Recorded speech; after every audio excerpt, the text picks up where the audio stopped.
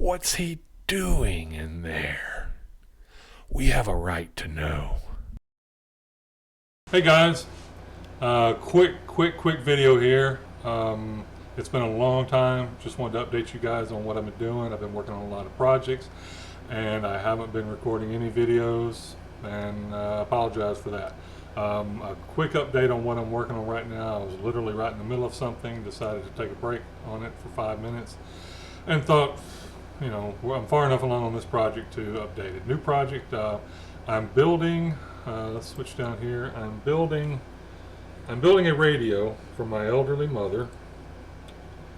And let's see, this is an old external hard drive case.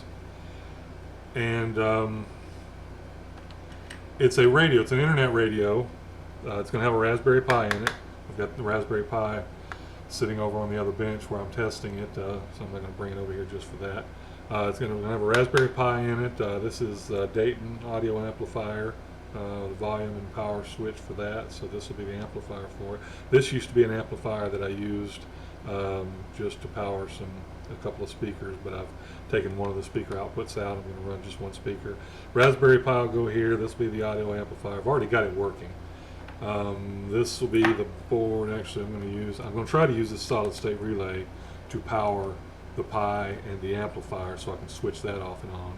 I'm not sure if the solid state relay is going to work. I may have to switch to a mechanical one. And this is a little circuit board I've built that will hold a Trinket, Arduino Adafruit Trinket.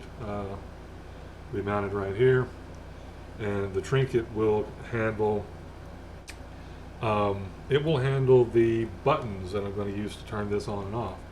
This will sit down on underneath the nightstand, underneath my mom's nightstand, and let's try this. Yeah, okay, better or worse. This part will sit on the nightstand, down underneath the nightstand, out of the way. She'll just turn this on, set her volume, and just leave this. She'll never interface with this again. And this has everything in it. And then the remote box will be sitting up, long cable, ribbon cable. This will be sitting up on top of the nightstand. And this is all my mother will ever have to deal with, 3 push buttons. And I've already got this working. One push button, the green push button, powers everything on. The green push button goes to the circuit board here that has the Trinket on it.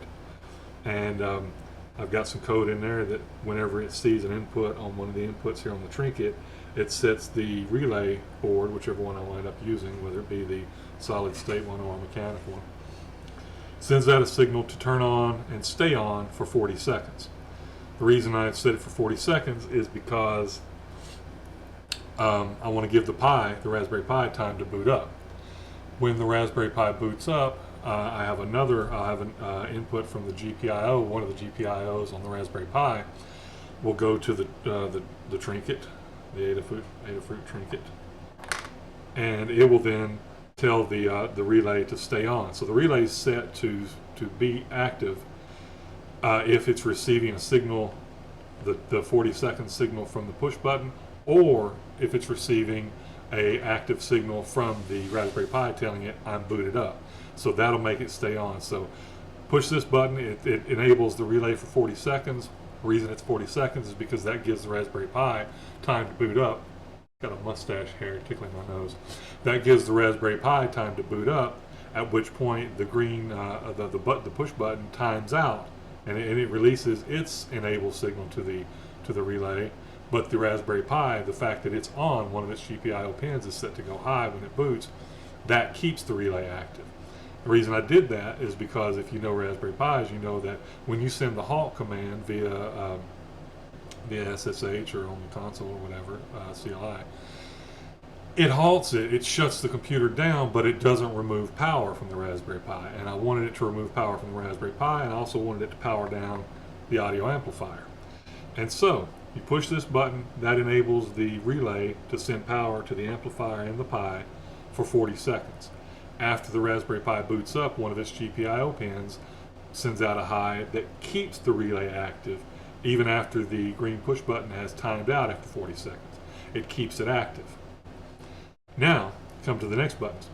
This button, though the red button, goes to another GPIO pin on the Raspberry Pi, and I have a Python script loaded at boot up that monitors this GPIO pin and this GPIO pin. And whenever this GPIO pin is pushed, the red one for stop, it sends the console command sudo shutdown TAC-H now, which says shut down now, halt now. So it does what we call a graceful shutdown, so you don't corrupt any your SD card or anything. You can just pull the power, but if it's writing to the card or there's something going on with the card, you can corrupt your whole system. So that's why you do this. The Python script monitors the GPIO pin when this is hit, sends the sudo shutdown TAC-H now command, and the Raspberry Pi shuts down. After it shuts down, it's completely shut down, but it still has power applied to it, and the amplifier still has power applied to it. But because I've written a script in there that tells one of the GPIO pins to go high when it boots up, when it shuts down, that GPIO pin goes low, and then I have that connected via a shift register, shift level board, tiny little shift level board I got off eBay for like $3, which converts 3 volts to 5 volts and back and forth. It's bidirectional. That then goes to the Trinket and takes away the high there, which has been maintaining the relay. And so the relay shuts off. So that takes power away from the Raspberry Pi and away from the audio amplifier. So there you have a way to boot the Pi, a way to shut down the Pi gracefully, and to remove power from the Pi. This way, the only thing that has power all the time is going to be the Trinket and the relay, the Trinket and the relay board. That's all that's going to have power all the time. I could put a hard toggle rocker switch or something like that in there, but these are only going to draw, I don't know, 20 milliamps, 30 milliamps, not much. And the deal is, this is my elderly mother. I want to make it simple for her. If it's not simple, as with most users who aren't techs, if it's not simple, she's not going to use it. So I want it to be 3 buttons and that's all. Now you're asking what the yellow button is for. Simple. One of my Mom also wants a sleep timer so that she can either turn it off right now, or she can hit the yellow button and it tells it to turn off in an hour. She likes an hour. Sometimes it helps her fall asleep. And so this does the same thing. The Python script, the same one that's monitoring this button to tell it to sudo shutdown TAC-H, which is halt now. This one does the same thing, except it says sudo shutdown TAC-H plus 60. So instead of now, shut down now, the plus 60 says shut down in 60 minutes. And I've tested this, it works perfectly. You hit that and up on the console comes up, says this Raspberry Pi is going to shut down at this date and this time, and the time is always 1 hour from now. Works beautifully. And same thing happens, it then goes in, takes away the enable signal on the Trinket, which turns off the relay, which turns off power to the Pi and to the audio amplifier. So that's what I'm working on right now. I'm in the assembly stages now. I've tested it and everything's working. This will be the speaker that I'm going to use, just a single speaker. That's all Mom cares about. It's WSM 650 AM is what she's listening to, so she doesn't care about stereo sound.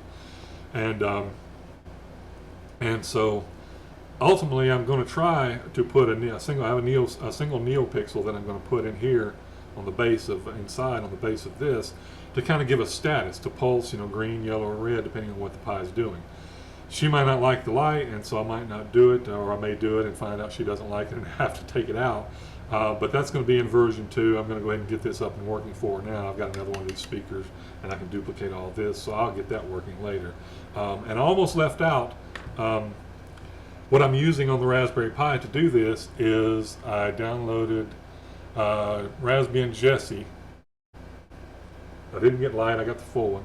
RasPi and Jessie, and then I have it running the MPC software, and that was very easy to configure. Just and was able to configure that in the etc.rc.local file, just to tell it MPC. Here's the stream, gave it the HTTP stream address for WSM 650, and then play, and that's it. It automatically plays, and it works every time. I've rebooted over and over, and it works beautifully. So that's what I'm doing, and I just want to bring you guys up to date, and I'm sorry it took so long, but I hope to have some more stuff later. I've got a lot of projects I've been working on, a lot that I've finished, that I plan to do videos to show you, the final results, and so there you go. Thanks for watching.